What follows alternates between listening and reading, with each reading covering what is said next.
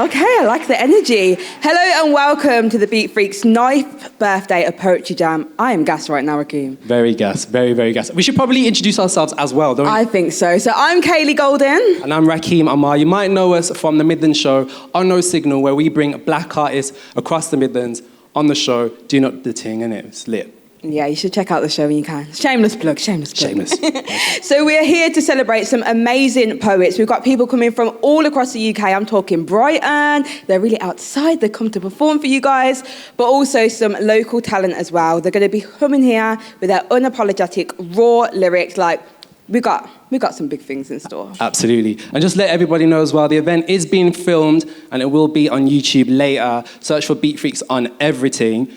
Whilst I let you know that, I think we should also get everybody in the mood of what tonight is going to involve.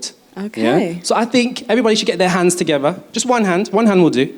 Don't be stiff. It's okay. Yeah. One hand. Because tonight, whenever you see a poet perform, we're going to be clicking. But we probably need some examples of why they would be clicking. Okay, you're about to give us some bars, Rakeem. I mean, later.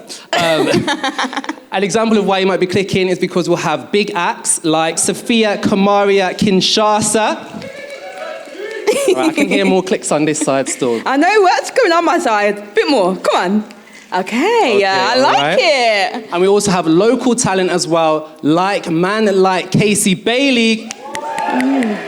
All right, I heard cheers and woos as well. I know. So just to let you know, if you do hear lyrics that you're loving, click for us and then we'll clap at the end. We don't want to distract the people then, do you know what I mean? Absolutely. And shout out as well to the Beatfreeks CEO, Anissa Moridadi. Where is she? Fingers clicking. She's about. We see her. So we are super excited to bring to you the first act of tonight. Nathan Lunt, come forward. Everyone, give it up for Nathan Lunt.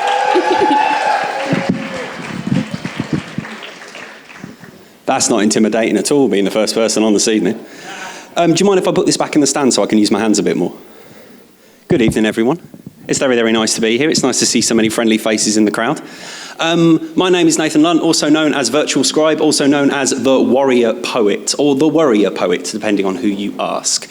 I'm going to do a piece this evening, which some of you may have heard before, and I was thinking about doing something else, but then we've all seen what's going on in the news during the week, and this kept feeling quite relevant, because there's been a lot of talk about British values, how we need to get back to British values, how we need to reassess our British values. And I think that's a term that gets bandied around far too easily.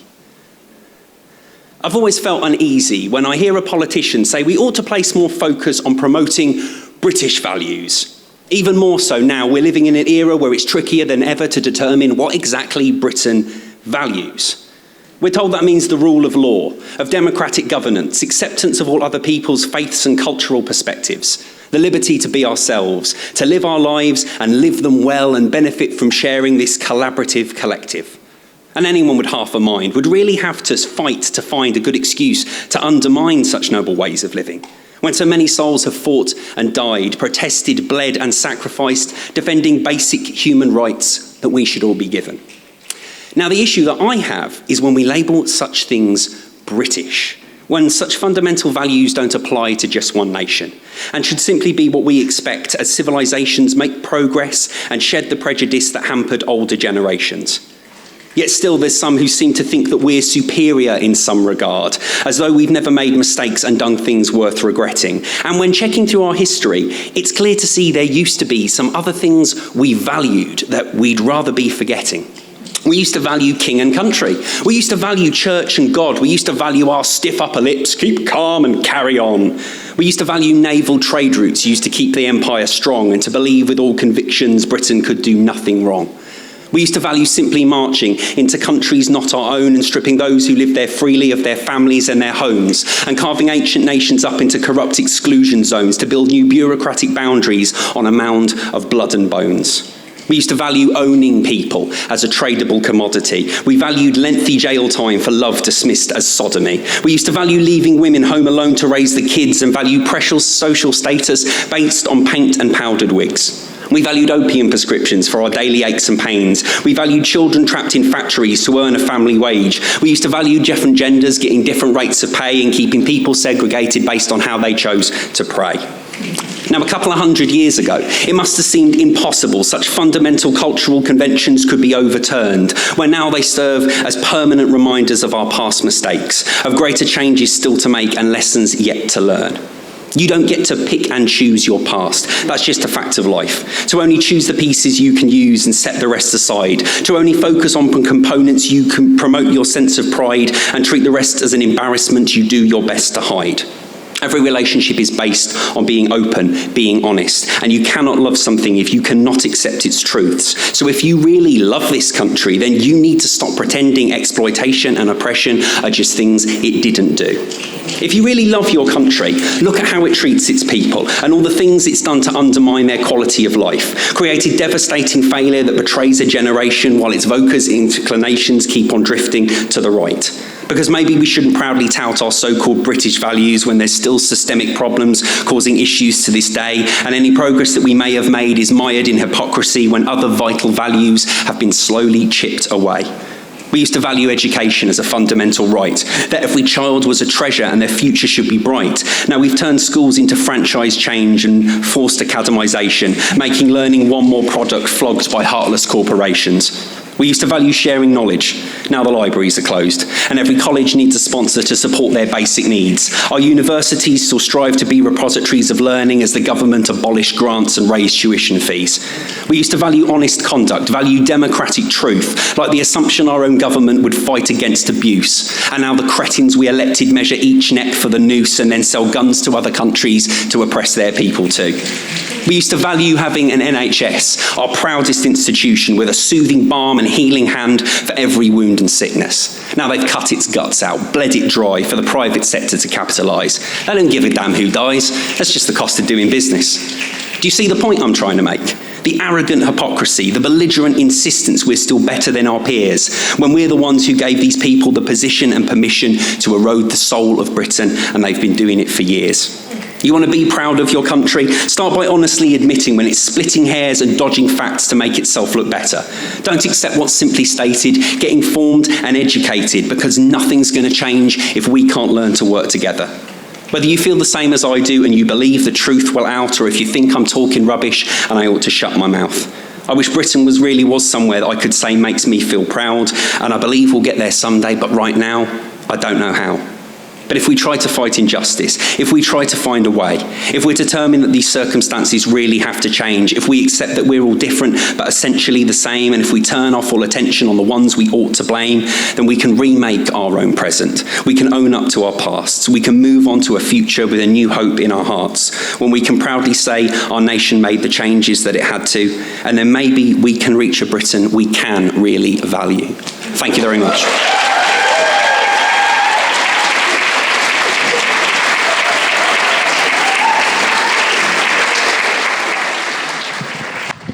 Nathan, I'm going to have to ask you to come back up, you know. You stormed straight back. We need you back.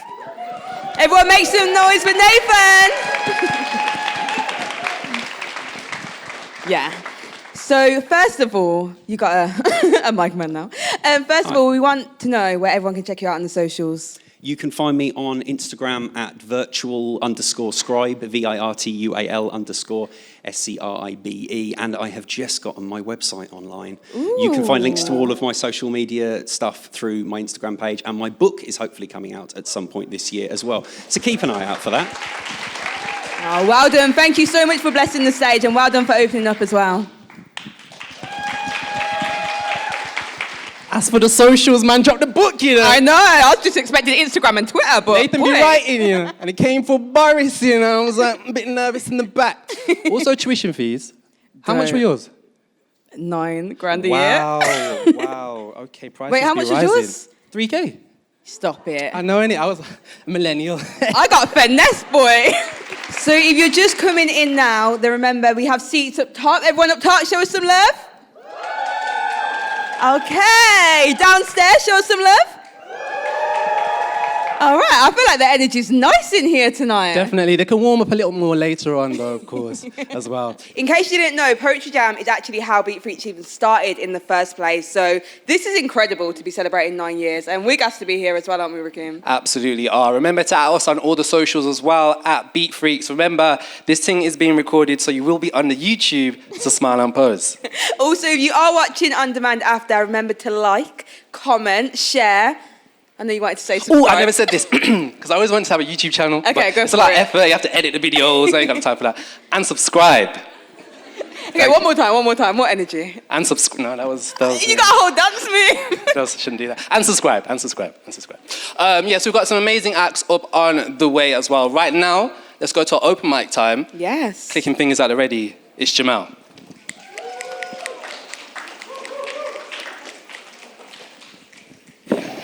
Oh, shit. Yes, people. Oh, shit, there's people up there. Hi, guys. Well gone. So, yeah, my name is Jamal, a.k.a. Jams. You can call me Eva. I'm not pressed. But yeah, man, I got some words for you today. So, first off, make a little noise if you've ever been in a job that you kind of hate. Yeah, man. So that's kind of what I'm going to be talking about today, and that's kind of what's kind of inspired this. Shit, I hope none of your employers are here, by the way. One second, let me get my stuff up. So yeah, that's what I'm going to be talking about today. Sorry, I'm kind of like, apologies. But yeah, that's kind of what's inspired this today. Obviously, yeah, I had a job that I hated, took it for the wrong reasons, and hopefully I can unpack that today. So yeah, man. So as I've grown older, I felt like my creativity has been thinning out. Because I feel like I've been told what to like, buy, think, and all I have to do is withdraw the right amount of money, time, attention, effort, values attached to a different stouts. Spoon-feeding me because I'm too busy trying to figure out how to live, love, laugh, create memories, fulfill my destiny, and leave behind a legacy just to make my mark on society. And I'm scared because at the moment I'm making something of myself at the expense of losing myself. I feel like I've forgotten my own personal ambitions because that car's already being driven. Fueled another person's dreams, so I feel like I have to be obedient and listen.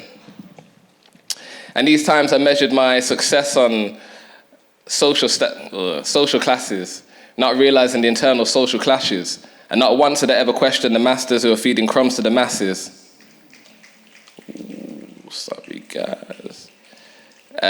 So respectfully, fuck your salary. Because I ain't trying to be bought. All I want is my values and belief to sync with yours. And don't get me wrong, Mr. Future Employer, I love the moolah. But I just won't let it integrate into my medulla oblongata and control the way I ventilate. See, how can I just be me, keep my integrity, abide by my own code of conduct, and not let any company, individual, or social construct exploit me? Because I'm more than a ghost in a shell. I'm more than a machine with a consciousness that dwells. I'm an entity hidden behind flesh, ambience limited to mere sense. Purpose solidifies me and makes my appearance more dense. And from that point, I realized I got less money but more sense. And my ambition turned to ammunition. I got life targets that I can't hit from sitting on the fence. Sorry guys, bear me, I ain't been on stage for a minute still. So now I'm left with less money but more sense. My ambition turns to ammunition. I got life targets that I can't hit from sitting on the fence. And my fast food notion of instant gratification means that time is of the essence. And at times I've struggled to focus in my own presence, and the only thing I've changed is the awareness of myself. I'm no longer being made to grovel for my basic needs. No more force-fed dreams under glass ceilings of self-esteem. I'm just trying to become everything I can be and be at the apex of my hierarchy of needs. Thank you guys.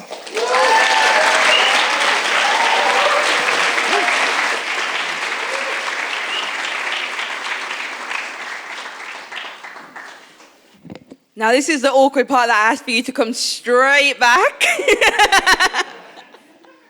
Also, big up everyone that's performing today because it has been a lockdown. There's been a lack of performances. So for everyone to be out here performing, it's a big thing. Of course, we want to know where people can check you out on the socials. Oh, Check me out on the socials. Jam Coldman, JamColdman. That's it. You're amazing. Thank you so much.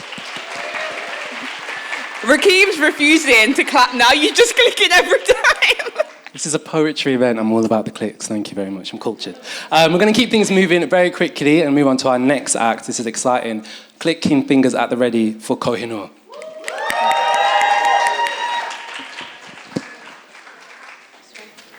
Can I take it off? Yeah. Hi, everyone. 1 second. I have to read off my phone. Okay, give me a minute. Can I just ask everyone to just close their eyes 1 second and take a moment and just breathe? That'll calm me. Okay, thank you. So this is called Poison. My name's Kohinoor. We see the symptoms as they infest our emotional health and intelligence, yet pick our poison carelessly. Words spiral ceaselessly when we are plagued by performance fatigue in an effort to feign that we are not sick.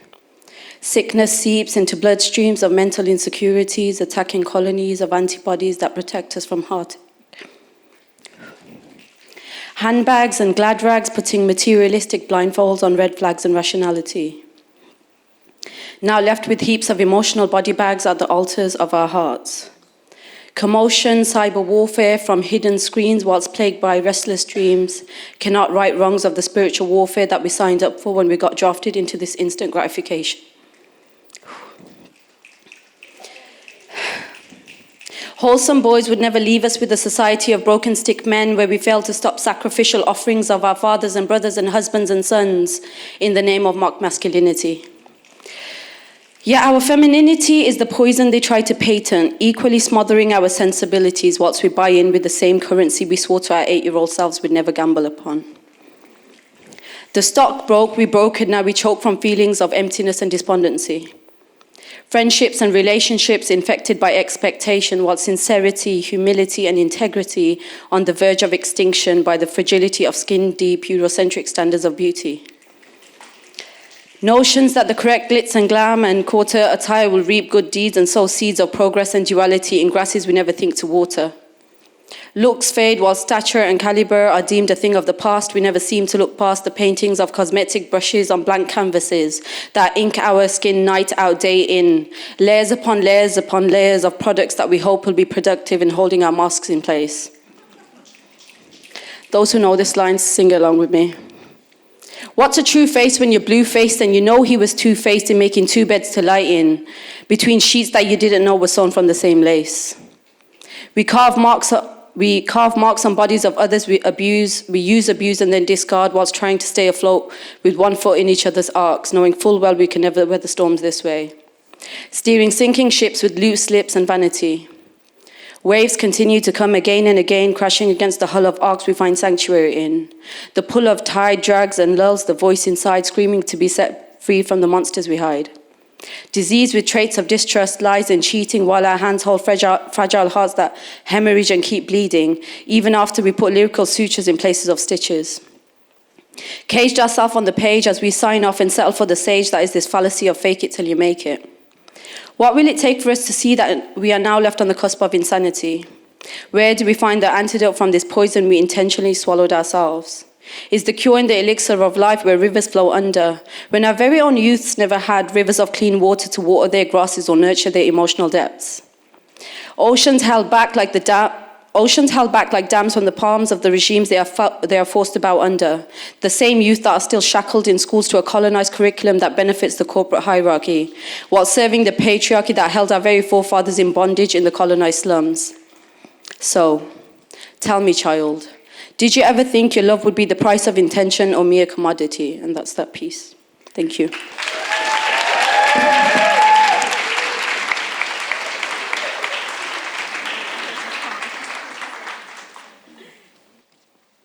We'll get a routine going soon. Yeah, we're getting better. Right, you know the question that I'm going to ask you. Yeah? Let everyone know where they can check you out. So my name is Kohinoor. You can find me on Who Is Ko. My writing page is Scribings of an Insomniac, and we have started our own poetry night called Empower Poetry. Yeah. That was sick. It was. And can I just say as well, this is such a beautiful space for everybody here being patient, because it's really hard for people to come up here anyway. So thank you all for being patient when anyone's, just taking the time to pause. I feel like they should give it up for themselves. Yeah, why don't we do that? Why don't we do that?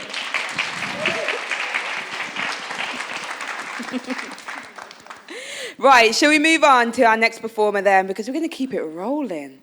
Ade, do you want to come up to the stage?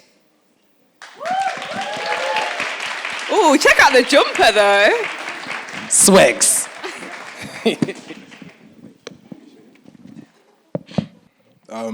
Hi everyone, my name is Ade Ojobi. I'm from South London originally, but I'm a first year medic at the University of Birmingham. Thank you. I'd just like to say a big thank you to Beatfreeks for allowing me to share my poetry with you guys today. So in terms of the one I'm gonna do, I've been so fortunate to not have had any traumatic experiences that have really impacted my mental health or changed my perception of life, but there are some close friends who I consider to be my brothers and my sisters who can't say the same, and I guess this poem kind of represents my struggle to give those friends their space, but let them know that I'm always going to be there for them. So it's called Blue Messages. Today I thought of your smile, and my heart smiled back. So I'm sending you this message to let you know just how loved you are, and there's no pressure to text back. Trust me, it's fine, I do this all the time. You need a minute. It's okay to take time for yourself, and I don't want to be a burden and disrupt your mental health, but I just want you to know that I am so grateful, not only for your presence in my life, but for the good that your existence represents in this world. You're my favorite coincidence. Your energy affects me in ways that you have yet to see, and I really want to call you just to tell you exactly what you mean to me, but trust me, it's fine, honestly, I do this all the time. You ain't got to reply. There are days where I don't feel like talking to anyone too. There are days where I sit down and scroll through the memories in my mind and pick out the ones that paint the perfect picture of you. Because when I see your smile, my heart smiles back. And you know what, in a week's time, I'm probably going to read this text back. And I'm probably going to wish these blue messages were green so that you'd never see I'm a maniac. And I'm probably going to be so filled with regret that I'm going to try and tap on this delete button so fast like it's the speed of my heart, cardiac. Because every time I see you, I text you, and I feel like I'm running. I feel like I'm running in circles trying to put that thing there and keep that thing here. And everybody's trying to tell me to leave you alone and let it go, but that's really not something I'm trying to hear, because I don't understand why I don't feel like I'm in the dark. I just want to know if you're okay. Question mark. But I guess that's just what you're feeling right now. Like the rug's been pulled from underneath. Like the feeling you get when your body forgets to breathe and your nerves start firing slow, myelin sheath. So just in case you feel bad for withdrawing, please don't. And if you feel like I'm going to drift away, I promise you I won't. Because trust me, it's fine. I know I've said this a million times and it's starting to get cringe when I rhyme, but I do this all the time. Take a day, a couple months, even a year. I just want to remind you that you're always going to be my friend, and whenever you're ready, I'm always going to be here. Thank you so much. Thank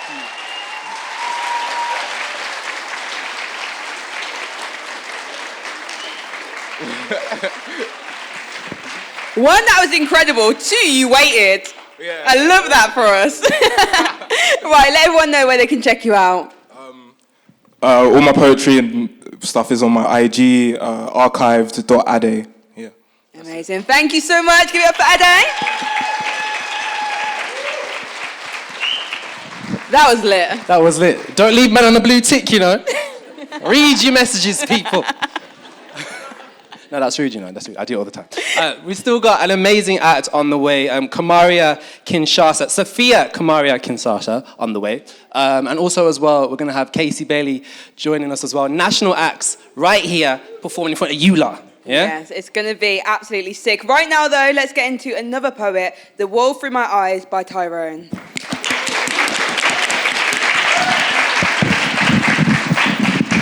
Evening, everyone. This poem is inspired by the fact that I lost my father a few months before my 30th birthday a few years ago, and it's designed to, I guess, take grief into a COVID situation. And so I'm just going to go through it.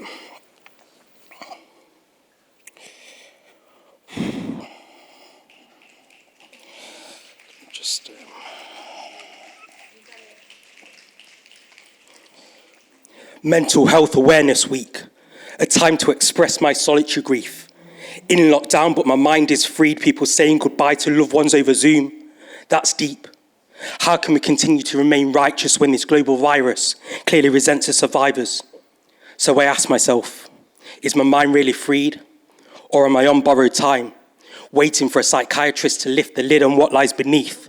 I simply can't abstain from this brain blame game. The truth brings pain. It shows colour in plain. Some days I see red, but am I just playing with my wrists and seeing the colours seep from my veins? Feeling cut up, not only my heart, still feel the strain of hearing my mother and father say until death do us part. A few years on, a few years gone, shackled to the thoughts of my mind, how can I abscond? No 007, but there's a broken bond. Was this really my call to see the sky fall? Far from a quantum of solace. Hence why many hearts are still raw. As God is my witness, this is mental health torture, well-being sickness. Picasso's a legendary artist, but I'm the one painting pictures. Would it help if I turned to my family's favourite scriptures? I sometimes wonder, is cancer truly natural or just the government's blunder? Dennis Brown tells me to get myself together, but how can I do that when my dad is gone and I'm feeling under the weather? Look up, see a rain cloud, far from the perfect storm. Left resenting the fact that I've seen this day dawn. It seems that I've hardly been in my home city of Derby. I used to enjoy his matches. Now I enjoy Toby Carvery. I'm drunk on love, sobered by his barbering. Emancipation is vital, but of hope I am starving. So I guess I'm left here today to miss my precious father. Thank you.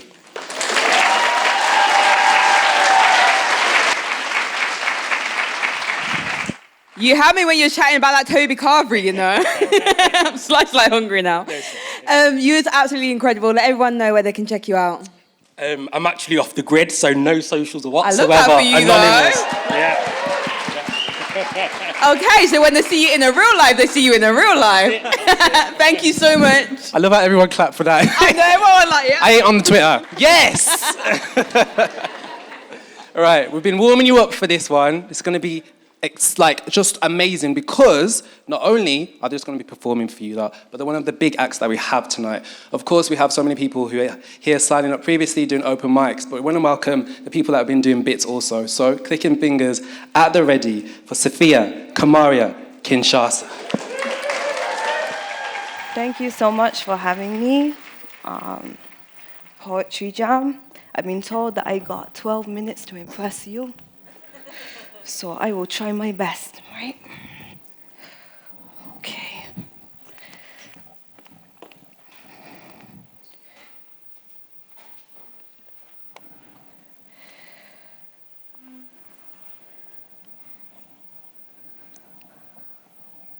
On a walk through an asphyxiated city, your head a rumpled newspaper needs to be transported with more care. In a basket on a yellow tricycle, perhaps. You would ride round your neighborhood, returning only when jump rope was finishing its last few laps. Now free time looks like loose pocket change in the same gutters you're trying to keep your newspaper out of. You scour the streets for good news, but the gospel is in Braille. And though you are used to sirens, these sirens lacerate the drums that yearn for, "Hey, it's so good to see you again. Should we go for a frappuccino?" You hate frappuccinos.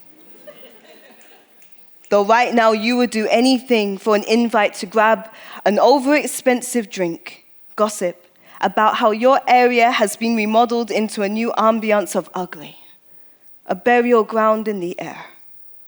"Damn, this place ugly," you say as you cry through your feet, trudging towards an unfair war against an enemy you will never meet. Spring may have arrived, but your lifeline's brittle. smelling of dirty bootleg moonshine. The secrets in your bookshelf drag themselves into your mirrors. Now everything in your apartment is contaminated with you, and you are still learning who and what you are.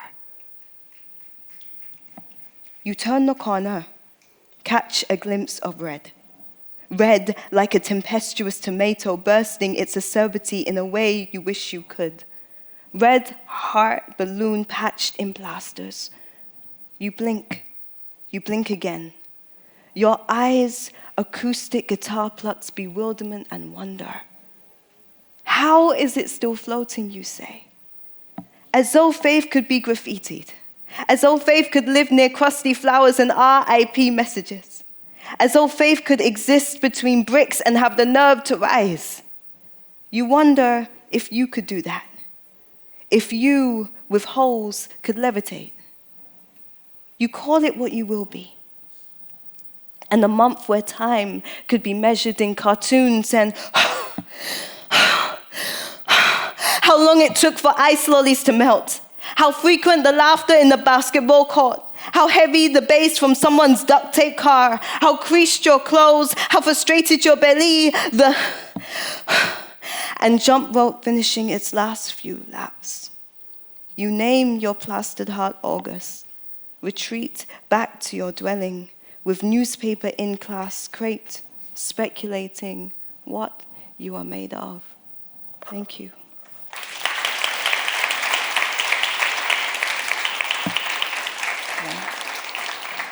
That poem was called Plastered Heart, August. The next set of poems are going to be for my upcoming collection, or written for my upcoming collection. Very, very short poems. And they are about the colonialization of the Black female body taking place within carnival and dance cultures. So I work a lot with dance and put dance into my poetry, hence why I have moved some things out of the way. I know some of you, but she got heels on. I'm West Indian, I can do things in.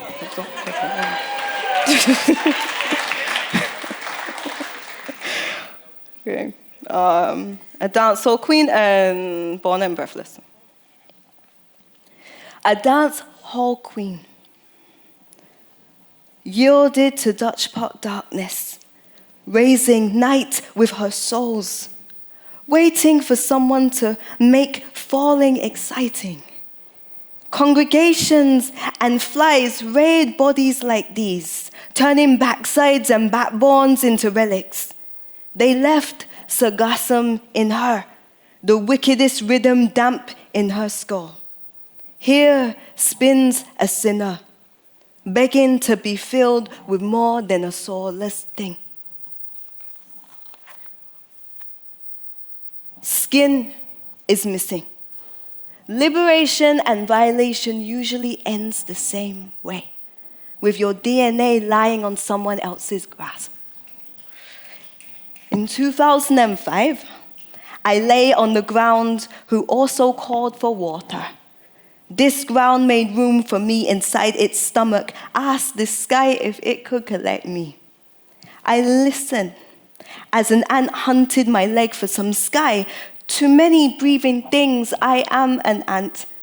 My gender was once hauled like a spider and puncheon. Left trails of cassava juice, molasses, and boiling fish liver oil.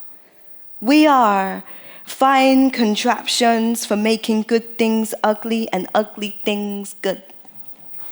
I rolled and told the ground not to take me yet.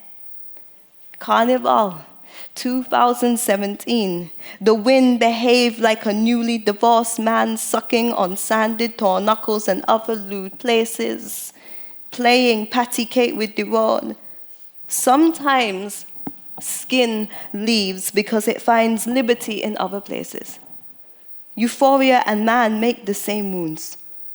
When panting burns the air like Vex rubber, sweat becomes an unreliable witness, calling every action and reaction a necessity.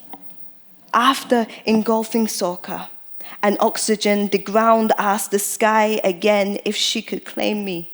I rolled over, told her to stop parlaying with the sky. This here is our war and our reunion.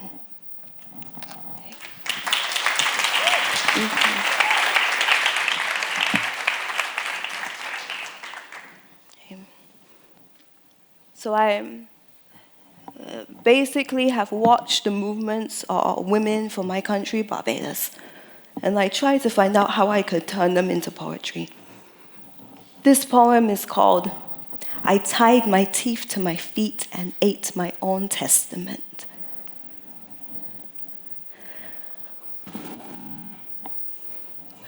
A man broke my godmother's jaw with head lice.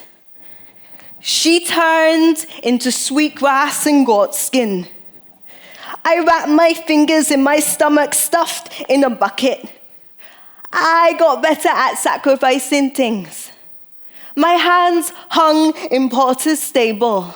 I wore cornrows and creoles so no one noticed. My eyes were inside out. Even my family never knew which way to bury me. I will forget. I will remember my family who did not know in which direction to hug. My neck skipped alongside a double-decker. Wore deep rave and perm, tossed pop music across Charlton Park, became brilliant at stealing myself, unzipped my tracksuit, pickpocketed my brain. The rest of my mouth is stored in a sack of yam. Breaks apart the mother, I breaks apart the mother, I breaks apart the mother, I breaks apart the mother, I breaks apart the mother, I breaks apart the mother, I break. Thank you.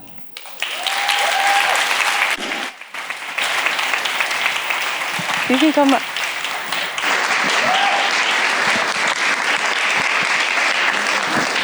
Getting active in there, you know, I like the movement there. You know, my man was it was a bit rude still, you know, the pupping and that was a bit mad. But we felt it. I love the little Beyonce piece that you got going on. Call your own microphone. We'd love to see it. Superstar. Can we tell the people where they can find out more of your amazing, amazing poetry? My poetry is going to be out in... It's funny. My poetry is coming out in November with Outspoken Press. My whole collection, it will be the first collection to include dance notation in the book. And you can find me on Instagram and Twitter, Safia Kamaria. And yeah, and more performances and dancing, dancing. Yeah. We like the dancing. Pardon? We like the dancing. Good. Yeah, exactly. Tell them. More dancing with your chest. Yeah. Thank you so much. Give it up one more time.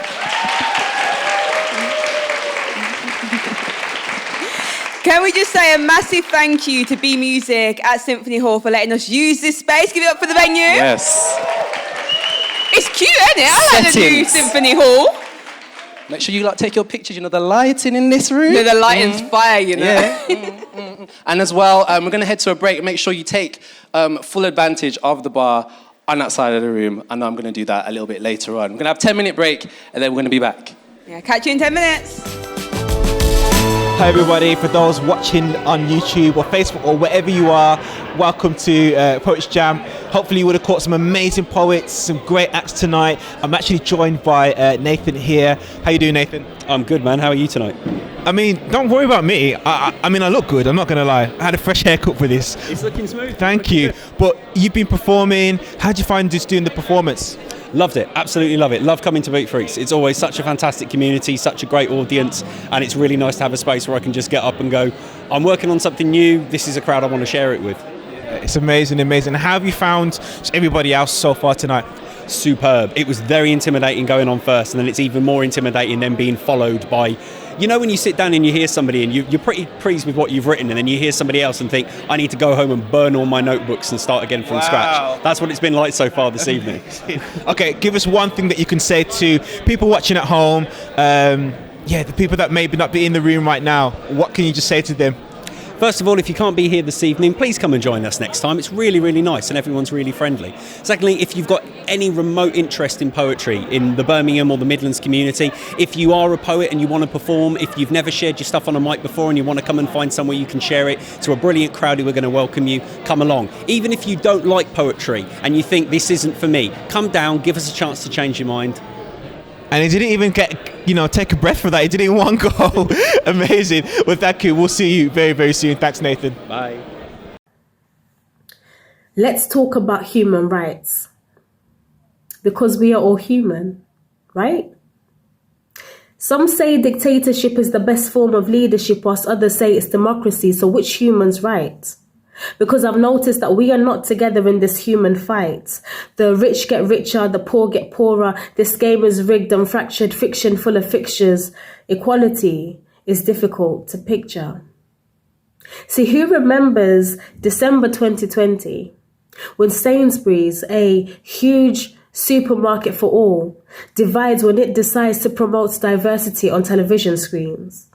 Showing a happy black family eating and having fun at Christmas time was too much for the British public. No, showing a nuclear happy family was too much, and in actuality caused a lot of offence. Eyes were twitching, ticking time bombs turned to Twitter fingers, typing in torment at the thought of equal opportunities. It's so crazy. It's so crazy that racism is so rife in this present day. And it's 2022 and I want to see change happen right now, not in the latter. It's 2022 and we are still screaming Black Lives Matter. But one thing I must say is that as a people, I am proud because still we apply for jobs that we have qualifications for, that our skin disqualifies us for. And still, we walk into rooms relaxed and laid back with our hair braided back as they whisper words like ghetto and unprofessional. And still, they stare at us with dread as our dreads dance as we move. Still, we wear hijabs and burqas for modesty, but they see a threat and immediately dislike because it is unlike their norm. Still, we look up to dark grey skies and see sun beaming down on us when the rain beats down on us, and still unfulfilled, yet filled with hope. The fight continues for human rights. Because we too are human, right? Hey everybody, I'm here with Jamal. He's one of the performers that have performed. You might have just catched him. Jamal, how have you been finding tonight? Yeah, today was sick, man. I can't lie. It's obviously because of the whole pandemic, I haven't been on stage for 2 years. So just to come here, where I very first performed, happy birthday, Beatfreeks. And yeah, just to be back here again and just to reignite my passion for writing and performing again, it's been great, to be fair. And you said that you've started performing at Beatfreeks quite a couple of years back. You've come in the room now and you've seen lots of different acts, performances. What's kind of been in your thoughts? Just further reminding me how Brum is a hot spot for talent. You know what I'm saying? Forget London, forget Manchester. I'm happy that I can come to my hometown and I can just see so much amazing talent, and that's the main takeaway for me. I'm such a proud Brumian. Beatfreeks pull it on the map still, especially for poetry night. So look, we're not sending for everybody else, but Birmingham's got to stand up. You know what I mean? We've even got cameraman behind chucking in a little bit as well. Last thing, we've got people at home watching. What's the one thing that you want to say to anyone watching online? Listen, if you've got a passion for wordplay, writing, honestly, Beatfreeks is the place. If you're not ready to perform, it's on every month, so just come down. Cause honestly, it's just a place where you can just feel comfortable and you'll get inspired. If you're not ready to jump on stage yet, it's just a place to come for vibes, pure vibes. Pure vibes, and that's how we end it. Thanks, Jamal. See you in a bit, man. Mind racing, thoughts sharp and abrasive, piercing straight through me, shooting stars, exploding into insecurity. So much brokenness. Day by day I feel like I'm coping less, overstressed, I feel like an open mess, and yet I'm so closed off. Worrying about tomorrow like it's already happening. Practicing my faith, but it feels like I'm scrambling. Panicking, what's the enemy fashioning? Cruel lies that puncture like a javelin. Thought pattern damaging. Some days I question how I'm managing. Constantly battling, I'm tired of grappling. But when I reflect, professing truth is what I've been slacking in. How is it that I've forgotten no weapon formed against me shall prosper? Why is this becoming so normal? When did my mind become a war zone? Why am I experiencing so much darkness when I've been brought into the light? And I know my faith is not futile, so I cling on to hope that it will all turn round for my good. But don't you think it's crazy that the more we feel helpless, we have a tendency to ask for help less?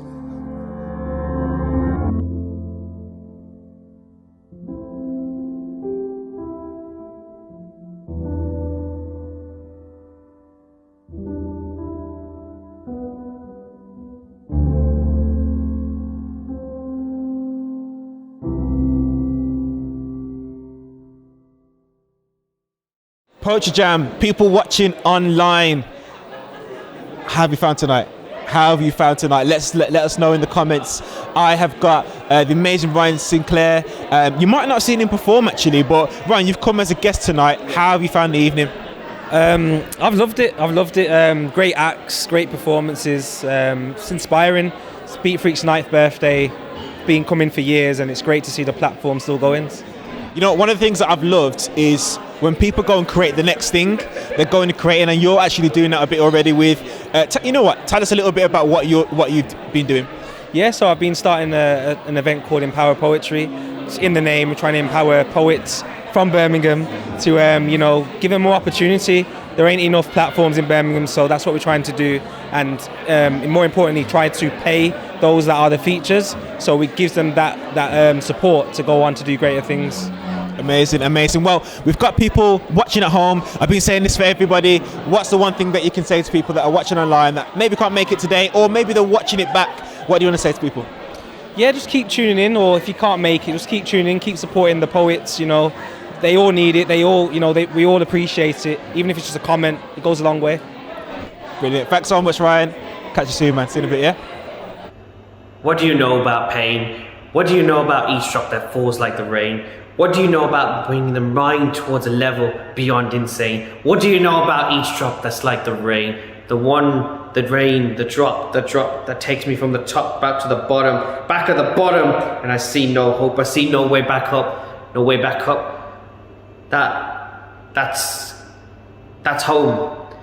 Home is for me to build back up, for me to not let them stop me, to not let them take me, to not let them destroy me, to not let them defeat me, to not let them engrave me, to not let them deceive me, to not let them disdain me, to not let them take me away, to not let them destroy me, to not let them build the fear that's inside of me, to not let them take away every ounce of humanity that I have left within me. Do you understand what it's like to have nothing left? Do you understand what it's like to feel like you're nothing? To feel like you're merely an imposter? To feel like you belong absolutely nowhere? To feel like that you will be gone. And when you're gone, nobody will remember who you are anymore. For you are merely a ripple in the ocean. Except this time, I'm not drowning. I'm not drowning anymore. You see? This is my time. For me, you don't need to adore. You don't even need to open a door. All I know is,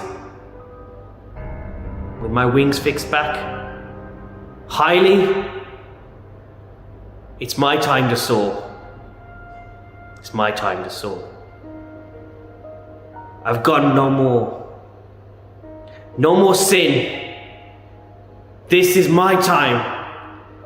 And this is my time to win.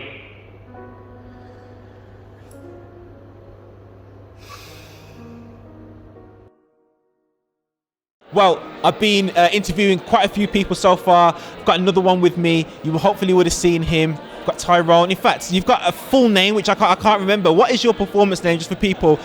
Some people thought it was the poem itself, but your name, tell us your name. Yeah, so the performance name is The World Through My Eyes. Okay.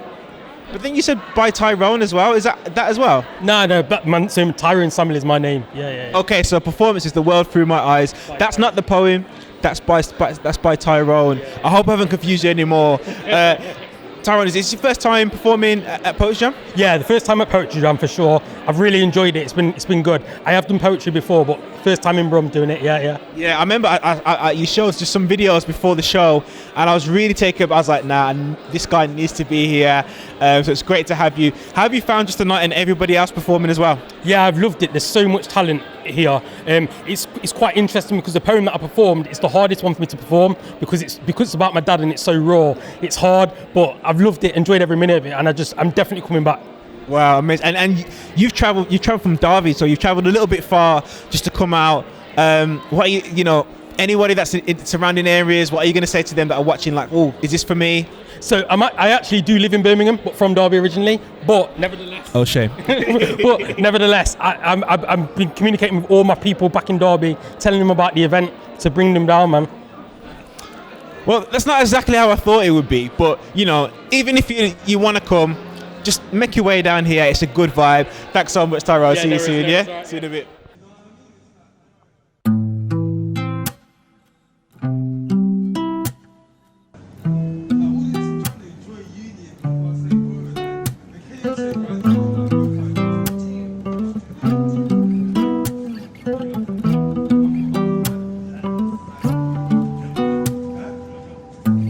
It's annoying. The simplicity in the overhead. The city that plays by its own rules, not adhering to the positioning the world has mapped out for it. Paving its own path. So much hope and dreams bottled in the tiny hands of man, clasped between the cusps of their palms, desperate to let a little light in, but not too much for fear that it might escape. That's what the city is. The fear of the unknown, the lack of certainty, the irrefutable defeat, worn-out patience, careless ambition, reckless love, swimming affluence, abundant austerity, inhumane humor, selfish desires, the sheepish lack of care for what the rest of the world has to say, born out of a longing to belong to the very community that shuns you, because belonging means the world to you than the world itself. The ecclesiastical existence of humanity within the confines of this reality. Yet the bright lights from the lighthouses cast shadows on all souls as they illuminate that which is within. The hope and dreams of what could be, the forgotten aspirations of what was, the pain of being the forgotten, reminded that though you're not enough, you're better than your fellow man. This place reeks of entitlement.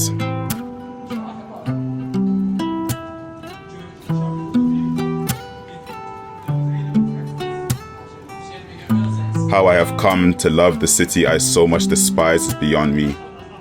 A perverse immorality.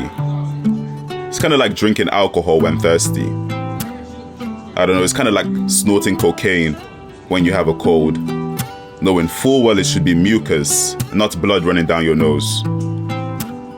Not good for you, not really, but you take it anyways. It's kind of like being strong on the love for the hate of it, whilst hating that you love it.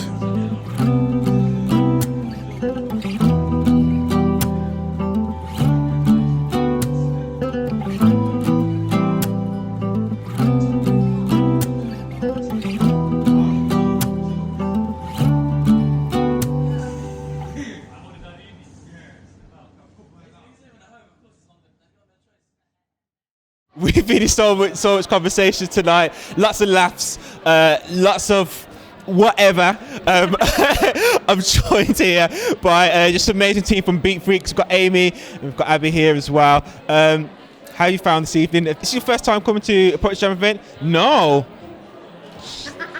It's not. Okay, how have you found tonight? Really, really good. Really good to be back. I haven't been since pre-COVID, so I haven't even attended any live events. So it's been good to be back, and I like the new venue. It's good. Shout out to B Music, providing the space. Come on, we're promoting, yeah. Free promotion here, yeah? This is what happens when you come to the end of the night and you just getting a bit like good energy. Amy, you've been to this 1,000 times. You've planned birthdays. The amount of people you impacted. What's it like just coming as a guest tonight and just watching? Honestly, it's so inspiring. Like, I just think it's the most beautiful space, and every time I come, I'm so glad it exists. It's so good. Getting teary now. Okay, compose yourself. Okay, one thing that I've been asking everybody, people watching at home might not be able to make it tonight. What's the one thing that you can say to the audience that are watching online? Get down here next month, I'd say. Yeah. If you can be in Birmingham and come to the next one live, do it. Yeah, so much better in person. There you go. We won't be covering travel expenses, but hey, find your way down. We'll see you soon. Thanks so much. My mental is gentle, a sponge to soak up and quench you. It can end you or propel you. Not knowing what I really do, but it does do damage, so I did some due diligence to see what I can really manage. I can't hack it. These films, music and news got me panicked. In a state of low vibration, toxic so I get inflammation, excess mucus so I need to stay hydrated. When I set one foot out, I can't escape it. Mentally on the pavement. These intangible things will erase us, but not before we erase ourselves, watching violence on a daily. Watching my uncle play GTA from when I was a baby until I was finally good enough to play it. I liked driving over people on the game to get a police chase. I found it fun. Ain't that crazy to say? The people that produce entertain these entertainment streams will reduce us as a race. It's already happened. I need to re-educate my brain. So I consume motivational, educational material, figuring out ways to escape the mundane. I can't see no way if I constantly see no way, so I look away when I see no way, but I can't ignore when I hear a 13-year-old say something sexual from a Cardi B song. I think to myself, no way. Is that how it is these days? But it was like that back in my day. Don't let it poison your mind frame. 90% of my positive actions came from when my mind changed to a better place. I had to relocate to where I'm treated better, so I can treat you better. I'm here with Bogdan. Bogdan, you've been behind the scenes for this project. It's been great to have you. How have you found tonight? It was amazing. Poetry Jam is definitely an important part of Birmingham. It's always nice to mark the birthday. 9 is a lot, though. It makes me feel really old. I was there the first ones in the sweaty, urban coffee up on the mezzanine with just kind of, but maybe won't get too descriptive. This was lovely in the luxurious environments of Symphony Hall, and it was great to see faces I'd seen on the digital editions of Poetry Jam in the real life, and then Ollie and Safia and Casey are just incredible. So always nice to be around them. Yeah, and you're somebody that's in a lot of spaces of poetry, working with national artists, first timers as well, and I think it can be really easy to think, oh gosh, these people are amazing, they've done it for so many years, I don't know if I can start this.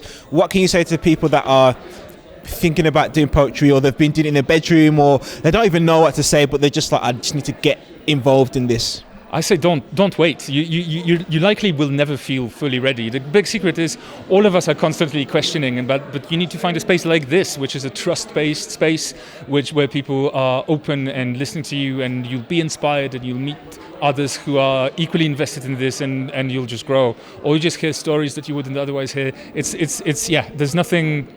not that much to risk and a lot to gain.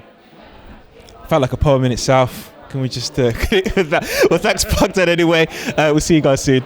Scared of losing you, but pushing through, determined to be true. 'Cause if not, I'll know I never knew. If it was love or a false pretense, I can't sit on the safest fence. I must throw myself into honesty's fire. In faith, my truth will lift me higher. My truth evolves, it isn't stagnant. The words I say are just a fragment. Life is always changing. New perspectives get my opinions rearranging. The scariest part is not meeting your expectations, but instead choosing to listen to my intuitive sensations, which have led me down paths of horror. But my intention underneath is what grew me stronger. Soulfully, emotionally, sexually, and physically, I must be true to me. The wise oak doesn't try to be a birch or willow tree. All parts of nature accept themselves in authenticity, lives its best life as a cat or doggy, yet as humans stump our growth constantly, scared we're not good enough for humanity. Yet then there was no one else we were designed to be. So whether we're a sunflower or daisy, let's live wildly and lively, like the cosmic divinity designed we. And we back. Just like that. Psst, we back. Did you hear that? We kind of done 1-2 bar then, and we're back. I was like, just like that. Maybe we can do poetry. Loki. Maybe. Right, welcome back. I hope you enjoyed your toilet break, your food break, your drink break, whatever you was trying to do in your break. I hope you enjoyed it. I know. Look at them still at the bar. I know. Whole 10 minutes you don't like no juice. We're gonna start. Don't embarrass them. Sorry. Get your juice, get your snacks, you know. Kaylee, the fourth person, Four people, has now visited us in this break and doesn't believe that we did not coordinate our outfits on purpose. We look like we're in a band. Oh, I like that, you know. I can be the Beyonce. No, don't we had this discussion. I'm Beyonce. I'll take Michelle. You can be Kelly. No, I'll take Michelle, it's fine. She handles the bridge, you know. Every bridge Michelle has on point, yeah? Okay, you be Michelle, I'll be Beyonce. Harmony's that's fine. everything. We need a Kelly, though. We need to find someone to be a Kelly. Yeah, maybe we should. Whilst the acts are on here, we'll find a Kelly Okay. to our Destiny shop. Everyone's going to run away from us now. We're going to need anyone that You want to can be the run. Yeah. What? Can you sing? You should come on the stage right now and join the group. That's what I'm saying. No. Okay, she wants to sit down. That's fine. Right, so welcome back to the 9th birthday of Poetry Jam, put on by Beatfreeks. We should do a bit of an energy test. Make sure that the vibe's still here after the break. Do you know what I mean? Yeah, let's do it. All right, you want to handle upstairs? Okay. And see if they're awake? Okay. All right. And you'll have downstairs? And I'll get downstairs. You go first. All right, cool. Upstairs, make some noise. All right. My team's going strong, boy. Nah, that lady was clapping like... Okay, one more time. Give me one more chance. Upstairs, make some noise. How about that, though? You got 2 attempts. Downstairs crew, we're going to do this in 1 attempt. Downstairs crew, make some noise. I'm a little bit embarrassed now. You should be embarrassed. Okay, team, you need to warm up because on the next little interlude, that's Destiny's the right Child, word, okay? yes. I'm coming back and I need it louder. Okay. And just shout out as well to everyone who's watching us on YouTube. You can be whooping and clicking at home. Remember to share this as well and get in the comments and like, comment. Subscribe. Yeah, we got that unlocked. We're going to have a YouTube channel soon, you know. We're doing the most now. Also, as well, if in case this is your first ever event, remember that this is coming back every first Thursday of the month. You can catch it here with B Music. So make sure you're back as well next month too. Also, if you are a poet yourself and you want to sign up to the open mic nights, make sure you follow us on the socials at Beatfreeks because you might be able to roll through the open mic. Maybe you next time. You really put me on the spot, innit? On big YouTube as well, you know. All right, coming up very soon, we're going to have national act Casey Bailey. But first, should we get into another poet? Let's do it. Okay. Mickey Angel, do you want to come up? Oh, look at the glasses, though. Energy. Wow. Sauce. I love that That's for called you. sauce.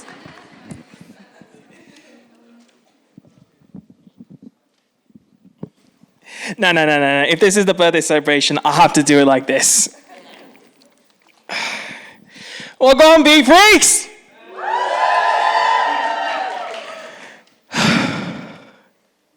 If we're talking about people who's going to be Beyonce, I got the swag of Beyonce right here. But as usual, for those who do know, I can't see shit with these on.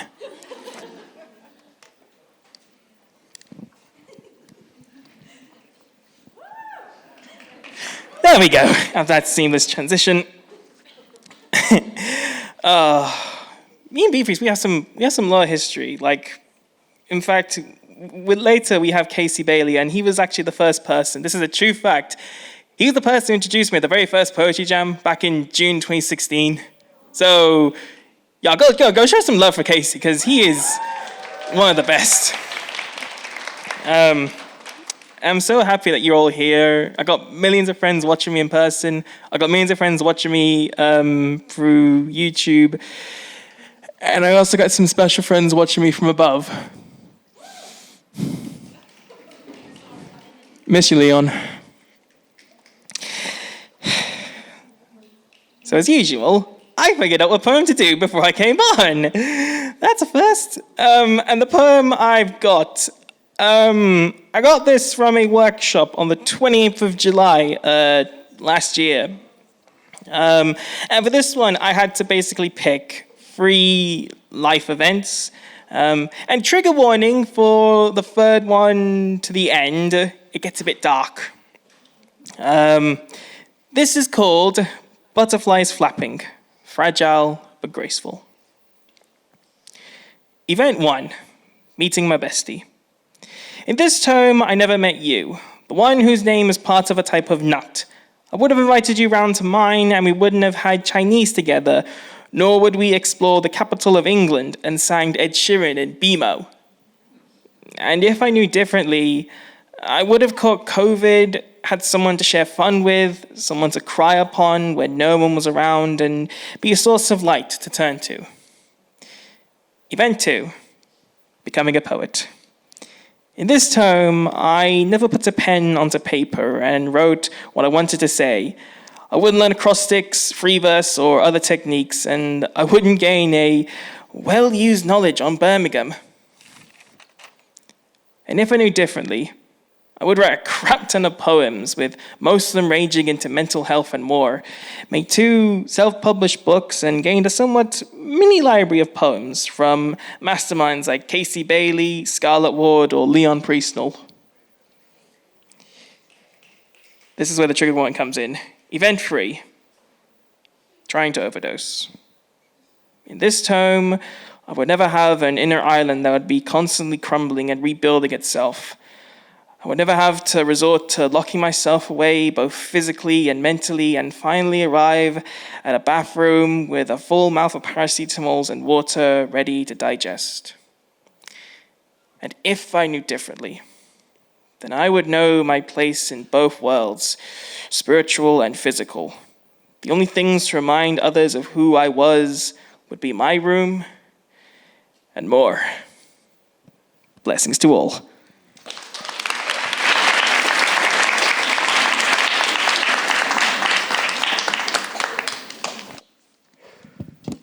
Thank you so much for being so open with us. We appreciate you. Do you want to let everyone know where they can check you out on the socials? So if you love what you heard, I am on Instagram and Facebook, as well as a couple of other places, at Mickey Angel. Available now on Spotify is my poetry podcast, Angelic Sit Down. The recent episode, I had 2 amazing poets from the US, Versits, who's on Spotify as well, and Full Moon Poetry, aka Jessica McCormack from Tennessee.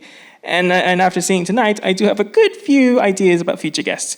Oh, and also, this Sunday, coming up at 11 p.m. to 12 at the Wolverhampton Literature Festival at the Wolverhampton Art Museum, myself and a couple of other poets who you might have seen around, maybe, I don't know, will be performing at the On Your Doorstep Collective.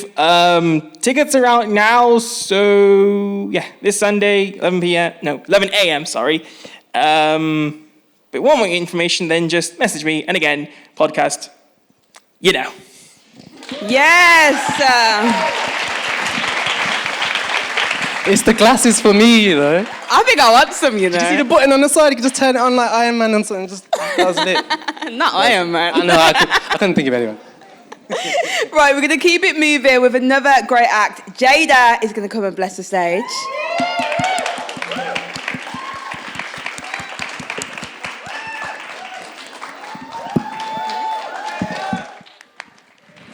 The crowd love you, you know, Jada. Go on. Thank you. Boy. Good evening, Beatfreeks. Happy 9th anniversary. If it's rustling for a second, you have to excuse me, but I need my piece of paper, okay? All right. Now, they did pre-warn me not to say, oh, hello, volume. Hi. They did pre-warn me not to speak anything about the lights, but I'm just kind of thinking, girl should have shaved their legs before coming onto the stage, so just let me adjust a second, okay? So, as far as the piece I'm going to do tonight, it's very much motivated by the current state of affairs in this country that we live in. The piece that I'm doing is called This English Weather, and if you just give me a second, I'm just going to gather myself and get into my mojo, okay? Thank you, boo-boo.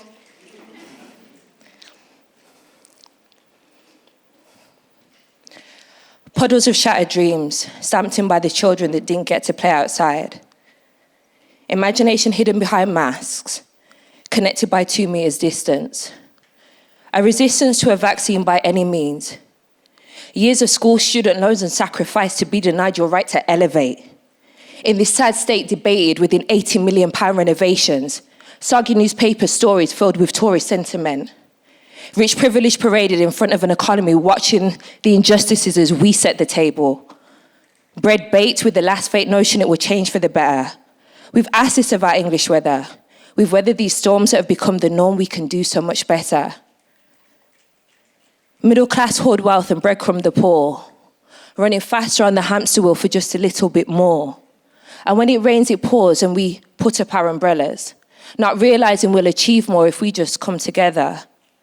When the wind blows, you hold the handle and I'll hold the sides. Impart knowledge, feed your community like the sun emits light. And every now and then when I peek outside, I forget Partygate and Pizzagate, missed opportunities to celebrate our lost lives. Not salvaged by our GPs available for only an hour. Splashes of Labour Party hopes in time for fuel price increases. How do we dress for devastation hell and these heavy showers? Thank you.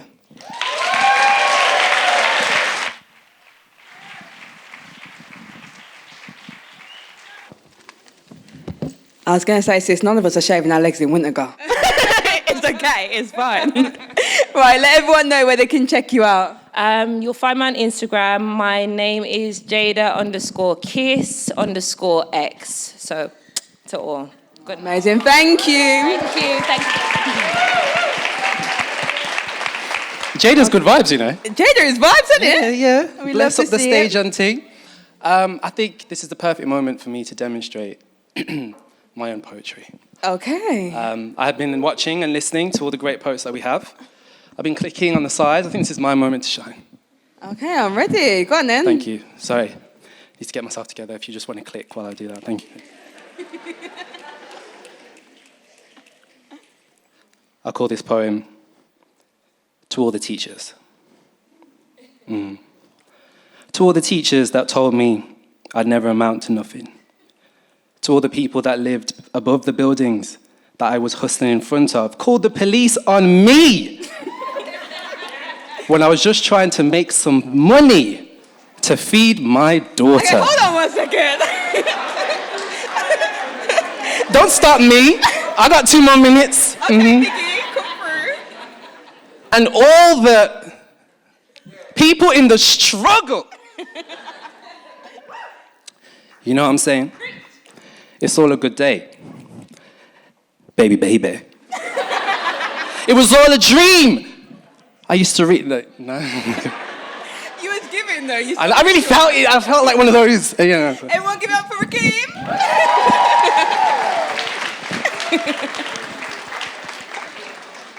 Right, I feel like I've warmed up the stage as if the other poets didn't do that enough. For an amazing act that's about to come on this stage. We all know him from the ends, doing the thing, clicking fingers. You heard the in the background. Gang is in the building.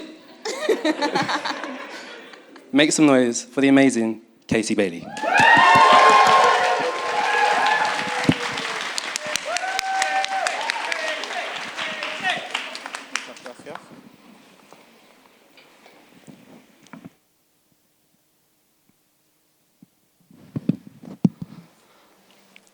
They told me go to hell.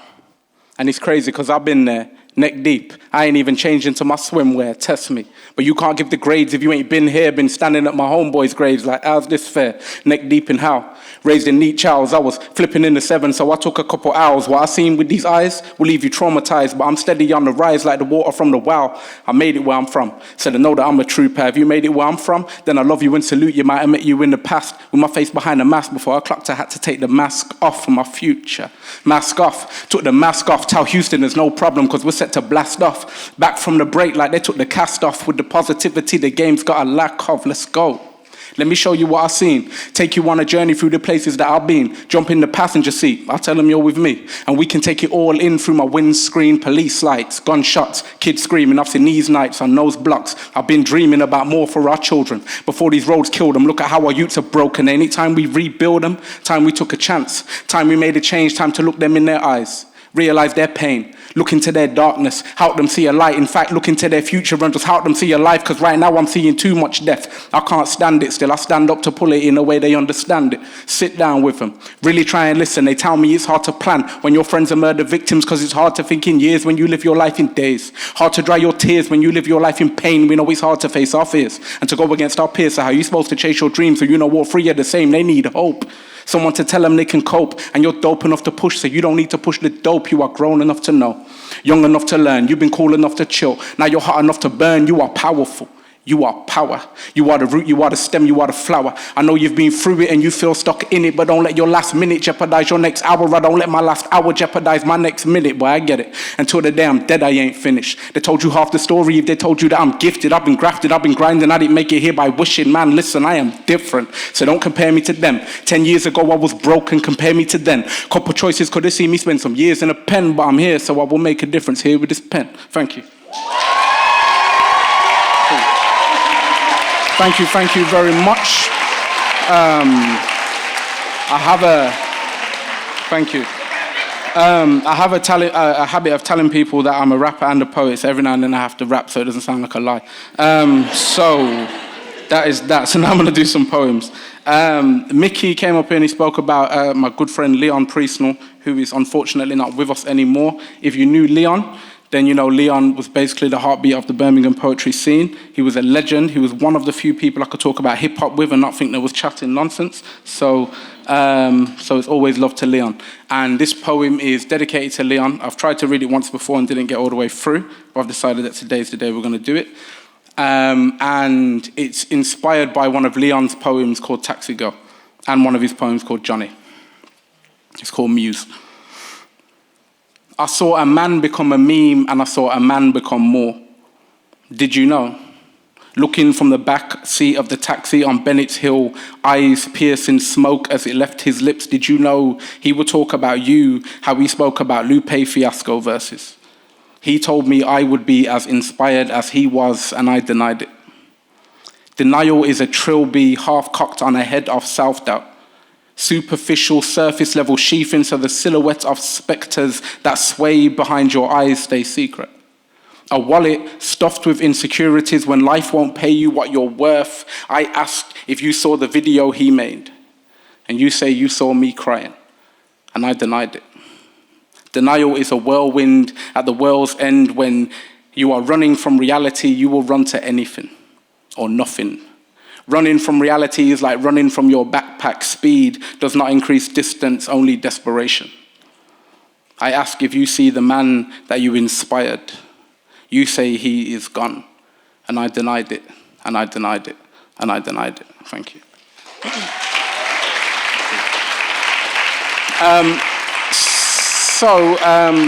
I do have a little bit of a reputation as of being the happiest poet with the most depressing poems. So, strap yourself in.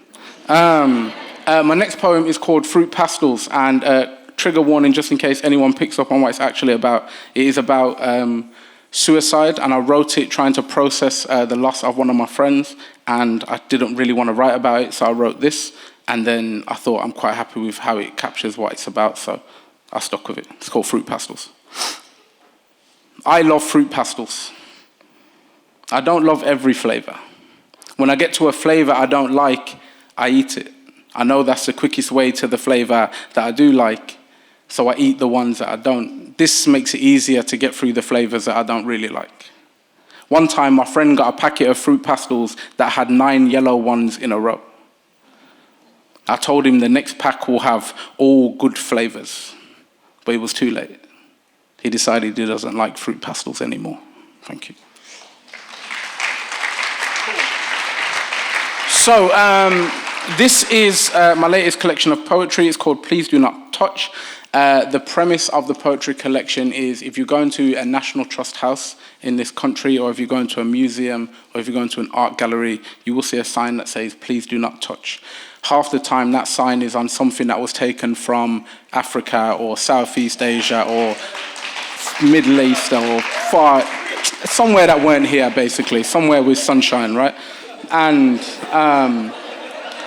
for real, no, they got sunshine there. I know it sounds like a lie, but they have sunshine in other places. And it's the hypocrisy that you're going to tell me not to touch something that you shouldn't have touched in the first place. And so the handprint on the front of the book is my son's handprint. And as I walked around National Trust houses researching the book, I let him touch all of the stuff. You can do that kind of shit when you're 3 years old. Just touch it, just touch it. Dad, I think I broke it. Oh no. So the collection was kind of born out of that premise of, like, don't tell me not to touch stuff that you shouldn't have touched. And so I went to this place called Charlotte, and there's a big, massive painting. Oh, no, first of all, I went into this room. It was all about art, and there's a form of art called trompe-l'oeil, which is French, so I probably pronounced it wrong. And the whole point of this art form is that it deceives the eye, so it appears as something which it isn't. And then I went out into this foyer, and I've got this huge painting, and there's a white man dressed in all his nice clothing, and there's a black boy with a big collar around his neck, and there's a horse. And in the little bit of information about the painting, it says, whatever his name was, I can't remember his name anyway, and he's Page Boy. And I thought, no, we're not going to do Page Boy because we all know what the black boy with the collar on was.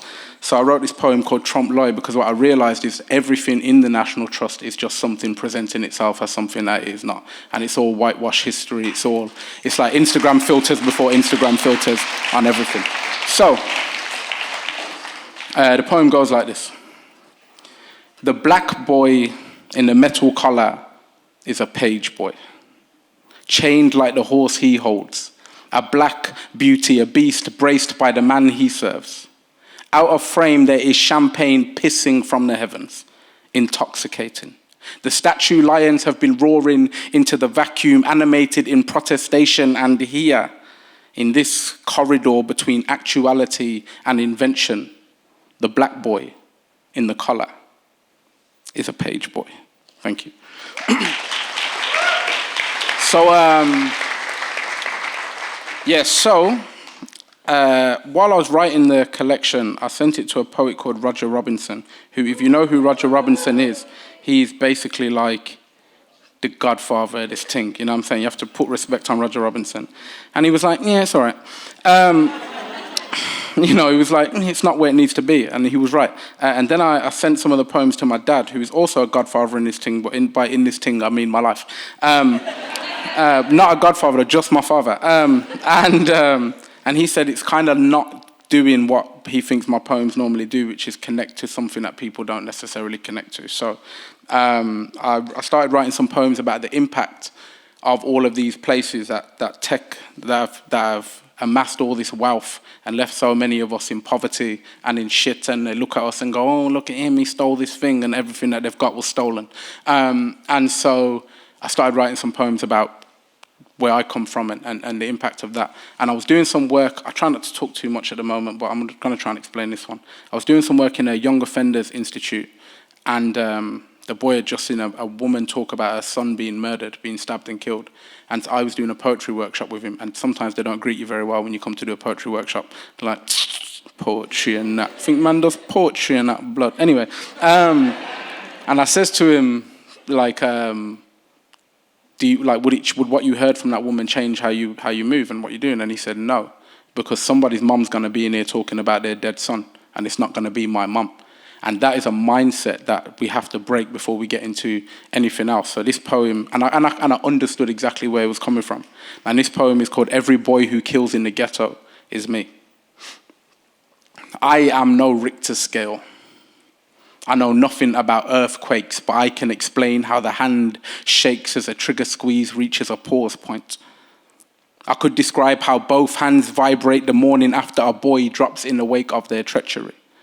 I have killed myself and lived to tell the story. Is it still suicide if the you that dies carries a different heart, answers to another name, grew on another block? When your dad says sorry to his dad in the courtroom, is it sorry your son died or sorry my son didn't? Thank you. Cool. So I'm going to try and sneak 2 more pieces in because I'm notorious for going over my time limits. And so the penultimate piece is a poem from my first collection called Adjusted. It is also about suicide. I do apologize for being the guy who puts a downer on things. No, I'm lying. I don't apologize. It's cool. I'm okay with it. I've been that guy. And it's called Multiple Choice. Find a new place to hang this noose. Stop killing those who have already killed themselves, like they haven't suffered enough already, carried enough already, died enough already. To label somebody a coward when they are no longer here to represent themselves has to be the worst cocktail of cowardice and hypocrisy that I have ever tasted. Maybe he did it because he saw no hope in this life. Maybe she did it because her only hope is that another life would follow. I always thought the most difficult multiple choice questions are the ones where you feel like all of the answers could be right. Gravity is pulling us all down. And just because bricks fall faster than feathers, it doesn't mean they're weaker. They just carry more weight. A man who looked young but aged with a face like distressed furniture once told me that the greatest misconception about suicidal people is the thought that they want to die. Nobody wants to die. The issue is not everybody wants to live either. The most difficult multiple choice questions are not the ones where you feel like all of the answers could be right. The most difficult multiple choice questions are the ones where you are sure that none of the answers are right. And then you have to choose one anyway. Thank you. Cool, so I am going to wrap it up with a rap, if you will excuse the pun. I don't know if I remember all of this, so I'm going to start it, and then when I stop, it's done, innit? So it goes like this. And I wrote this, I've been working on an EP called Pain and Poetry, which should be out now, but will be out in the next week at the latest. Distributors, they're moving mad. They might go send me back my money. Anyway, sorry. And at the end of it, I just wanted to write something that was just me having fun with some lyrics. So it goes like this. They said I can't claim to be the best because I don't write enough. I've been writing plays, dissertations, I've been writing books. You think I came back just to bless a couple tracks? Nah, I came to show these phony rappers how real writing looks, so grab your notebook. Don't write a bar yet, just make a note that Dr. Bailey doesn't half step and you'd be hard pressed to find a rapper that's this hard yet. Half fresh, half vet and the hardest. Establishing 88, no longer the baby face, still spit like the baby Drake. So fly that I aviate, so deep that the Navy hate and the heat that I radiate. Make them tell you Bailey's great, from how to the pearly gates, I don't want to hear the debate. Artwork I create should be hanging up in the tape. They're gassed by the little mates. Took off their owl plates. Now they just hope this mixtape is the last thing I create. Because if it's go time, oh my, deeper and darker than cold mines with these cold lines. Peter Parker, I throw lines like no guy. I make them stop like road signs and the bold lines. And still ain't met nothing that can stop me survive through the phony friends who promised me that they got me survived in the coldest ends. So cold it will give you knock me. And jumped out the car on the day that they tried to knock me and I'm still here. They're talking best like I ain't still clear. Yeah, I'll leave it there. Okay, thank you. Can I go? Do I have to say that? Thank you, everyone. Hello. By the way. Oh, no. They didn't plan that. Behave yourself. Don't embarrass us. Can I just say, everyone calls me Young Rakeem these days because I'm doing so well. That was embarrassing. Right, so obviously the first question, you know what it's going to be. Where can everyone check you out? On Instagram, I'm at Casey_Bailey, and on Twitter, I'm at Mr. Casey Bailey. Amazing. Now, obviously, it's the 9th birthday of Poetry Jam. Why is a space like this so important for someone like yourself? So I remember I had a conversation with Anissa. Where's Anissa? She gone? Because she had to the little one. Ah, say ah. I love the power. I remember having a conversation with Anissa years and years and years ago now because this thing has been running now for some time. So, and I says like I wish there were spaces like this when I was like a youth, basically, because I was not in spaces like this when I was a youth, and I probably could have done with being in spaces like this when I was a youth.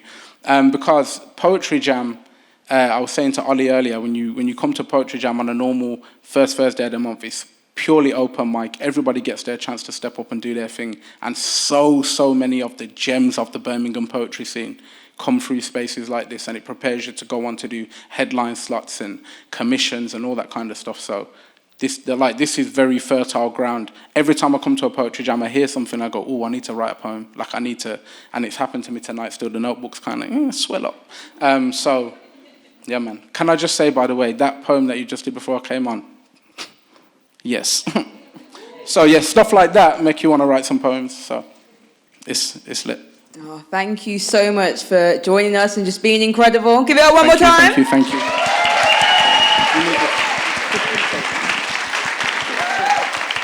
Tonight's been lit, you know. It has. There's been so many amazing poets. I thought like I was a poet at one point. Obviously not. People coming on here with books and thing, you know. That ain't me. But I've had a great time. Hopefully you guys have had one as well. Remember, this is back every first Thursday of the month. We've got some thank yous though that we need to be giving out. Yes. Can we just say as well that when it is back, it is open mic night. So if you think, do you know what? Yeah, I could try a little thing. Then you can just turn up and just do your thing. So yeah, absolutely. You will be doing that. So obviously we need to thank all the amazing people that put this together, all the people doing the sound, so the camera works, clicking fingers or hands at the ready, please, for them. Give it to them, please. Yes, and also as well to all of the amazing poets that have been here and performed for you lot. Make some noise for them. Also, big up B Music at Symphony Hall for letting us use this space as well. Give it up for them. And give it up for yourselves as well. Absolutely. I mean, louder than that. You've been clicking all night. We need more. Okay. And keep that energy. Obviously, they've left, but the CEO of the ting, Anissa Moridadi's not here, but we're going to make noise for her anyway. And make sure you follow Beatfreeks on the socials for all of their future events, and they do some amazing work across Birmingham. Absolutely. Follow them on Beatfreeks and the social. Shouts to everyone who's watching on YouTube. Like, comment, and subscribe. But yes, the bar is going to be there. This space is open to you lot. This has been an incredible space. People sharing some really sensitive things about themselves, about people around them, and you guys have been so welcoming and open and supportive. Thank you to you lot, and have a great evening. Oh, we need to do a little plug for our radio show. Oh, yeah, we get that too. Follow us on the socials and that. Kaylee, you do that. Okay, cool. So my socials at Kaylee Golden. And mine's at Rakeem Amar, The Midland Show, on No Signal, free the ting.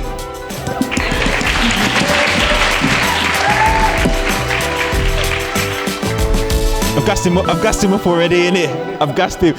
We've got Casey Bailey in the building, fresh off performing off the stage. Case, you've been to these a lot of times. How have you found this evening? It's been great. I think for me, seeing Safia, who I think is arguably the best performance poet in the country, I just love her work, was amazing. And Ollie O'Neill is one of my personal favourite poets. I just love Ollie. So seeing them for a start was always going to be great for me. And then when you see the open mic, you never know what you're going to get. You get such a variety. You get such emotional poetry. You get some funny poetry. So as always, it delivered. Poetry Jam always delivers that variety of voices. So for me, it was a very, very good event. The last guy could have been better. No, the last guy was me. He was okay. But yeah, man, it was lit, man. It was good. Oh, sick, man. The one thing that I feel that's been happening at the moment is that, Poetry Jam, great space to have, and we're seeing all these things. What about the people that are, we're waiting for the people to make the next thing, waiting to next space? This is probably a longer conversation, but what's a quick message to people that are thinking, okay, I just want to make this, maybe I just do it at my house or do this somewhere? What do you say to those people? I think that I was very fortunate when I first started doing poetry in Birmingham. There were so many amazing spaces to do poetry, and actually you looked from the outside and you were like, oh my God, how are you making this happen? And then when you got on the inside, you realized they're just showing up, they got a space and they were making it work. Like they were just people support each other. Someone will come and do the door for you, or someone will come and set the mic up for you. Someone will borrow you their microphone or whatever. So I think if you're thinking about doing it, start. And people will want to come with you. I 100% believe that. People need this kind of space. So you say to them, I'm going to give you the space. They'll go, what do I need to give you to make that happen? I believe that genuinely. So basically just make noise, make a space, do what you're going to do. Case, good seeing you again. Pleasure.